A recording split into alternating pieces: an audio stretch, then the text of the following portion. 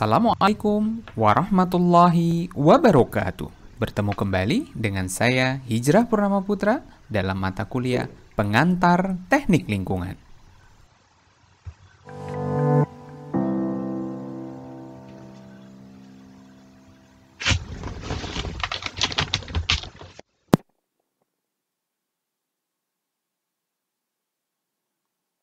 Pada video ketiga, pada pengantar teknik lingkungan, materi yang kedua tentang iptek dan sustainability, kita akan berbicara sedikit tentang sejarah ilmu pengetahuan dan teknologi di Indonesia dan konsep sustainability yang dimunculkan dari ilmu pengetahuan tersebut. Yang pertama adalah kita akan berbicara di zaman dulu, ya. Kita bawa pikiran kita ke zaman dulu, salah satunya pada saat kegiatan pembangunan candi. Dalam sejarah menunjukkan bahwa candi tersebut dibangun dengan teknologi yang sangat tinggi pada zaman. Salah satunya adalah Candi Borobudur, Candi Pawon, dan Candi Mendut yang ada di perbatasan daerah Jogja dan Jawa Tengah. Mudah-mudahan teman-teman semuanya pada dengan kondisi yang lebih baik nanti, kita semuanya dapat berkunjung ke candi-candi tersebut. Hal yang menarik adalah ternyata di zaman dahulu pada saat dibangun candi-candi tersebut, ternyata sudah ada perkiraan yang cukup presisi bahwa misalnya ada 3 garis lurus dari 3 candi tersebut. Jadi Borobudur, Pawon, dan Mendut jika ditarik satu garis, itu adalah menunjukkan garis lurus. Contohnya adalah jika kita ambil dalam Google Earth misalnya, garis lurus tersebut dapat dilihat. Jadi yang sebelah kiri adalah Borobudur, yang sebelah kanan adalah Pawon, dan kemudian Mendut. Ini terbukti bahwa ada penguasaan geografis dan topografi pada masa lampau yang sangat baik. Padahal dulu belum ada yang namanya teodolit, belum ada yang namanya pengukuran langsung di lapangan, belum ada teknologi Google Earth, atau apapun yang ada. Pada saat itu, ternyata bisa memunculkan sebuah teknologi yang sangat baik, sehingga dapat dibangun fasilitas-fasilitas tersebut. Memang berbicara Borobudur tidak akan ada habisnya, ya. Borobudur menjadi salah satu bukti kehebatan manusia yang pernah dibuat di Indonesia tentunya.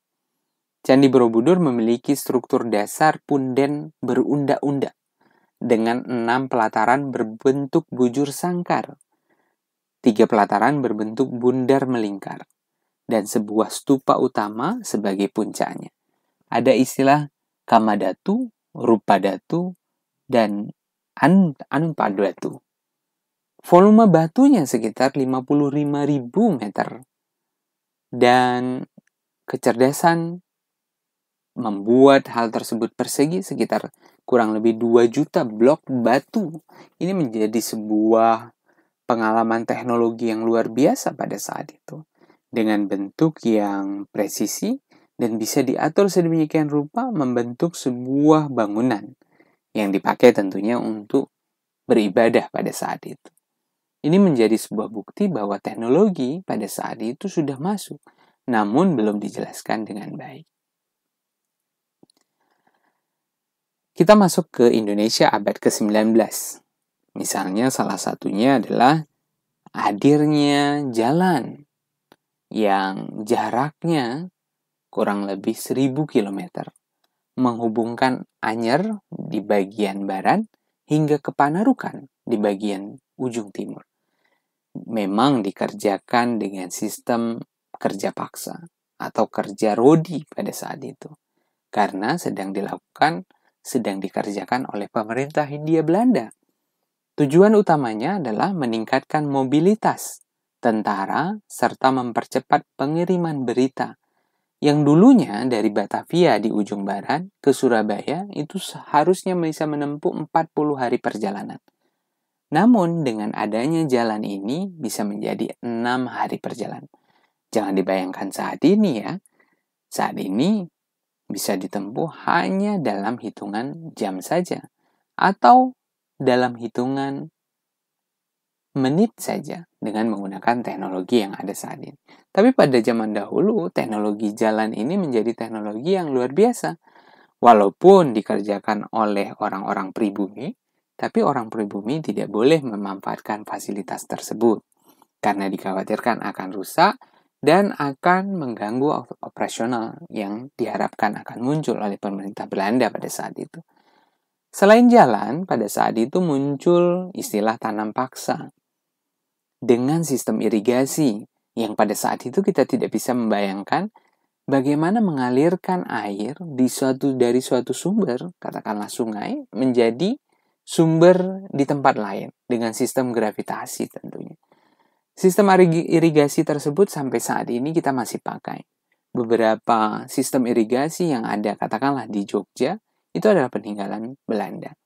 Bahkan kota Jogja juga dibelah oleh sistem irigasi dengan nama Selokan Mataram.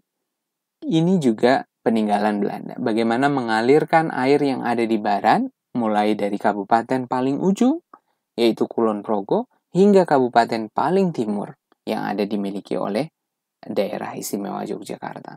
Dialirkan dengan sistem irigasi. Juga banyak bendungan-bendungan besar yang kita masih bisa lihat hingga saat ini, merupakan hasil dari aktivitas yang dilakukan pada abad ke-19. Tidak ketinggalan jalur transportasi yang lain, yaitu adalah kereta api. Banyak sekali jalur-jalur yang dibuka pada saat abad 19 ini. Bagaimana untuk mempercepat proses transportasi yang ada. Perkembangan teknologi pada abad ke-19 cenderung lebih ditujukan untuk memberi nilai tambah bagi kegiatan ekonomi Belanda. Karena memang mereka yang menguasai.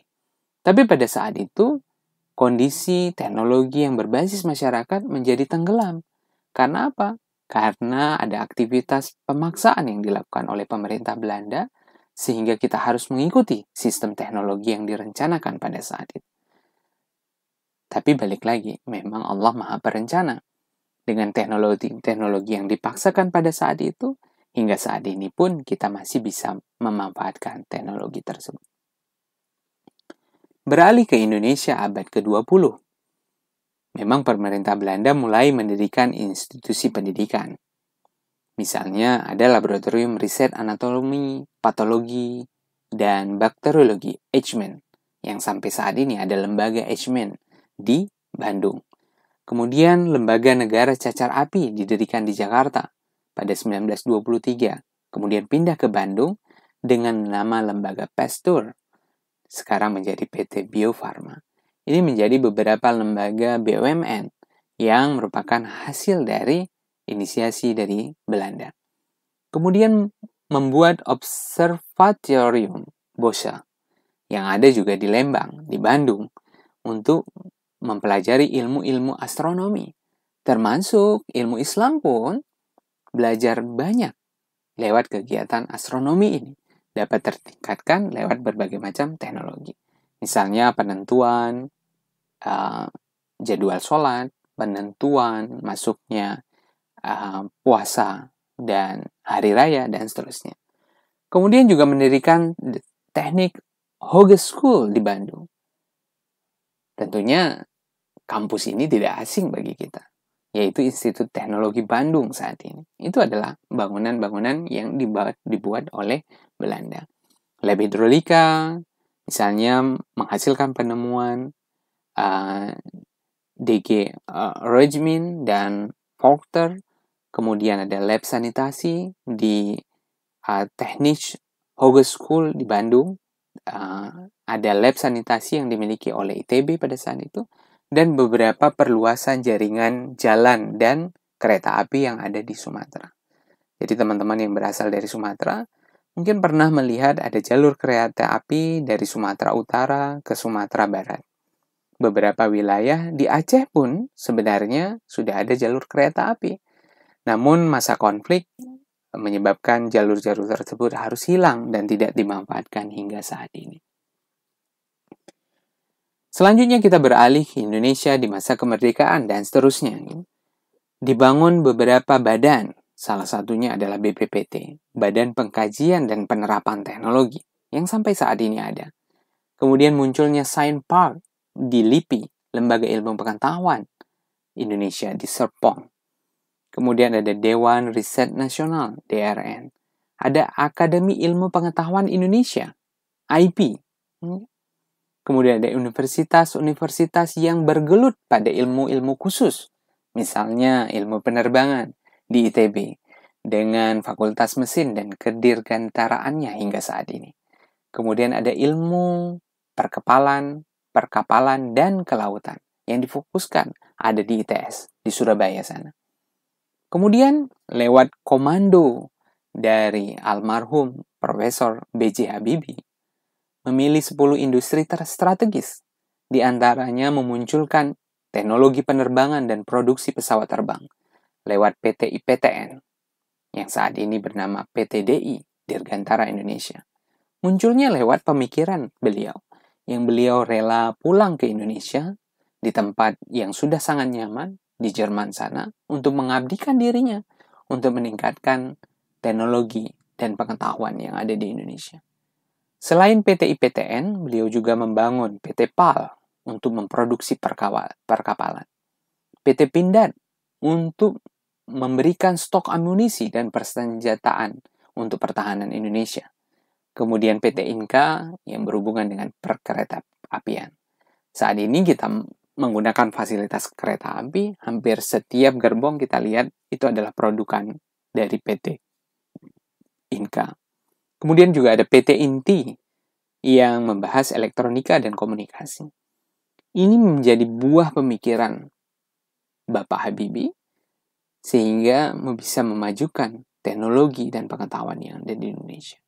Dan juga didirikan Badan Pengelola Industri Strategis. Tentunya bahasan ini tidak cukup.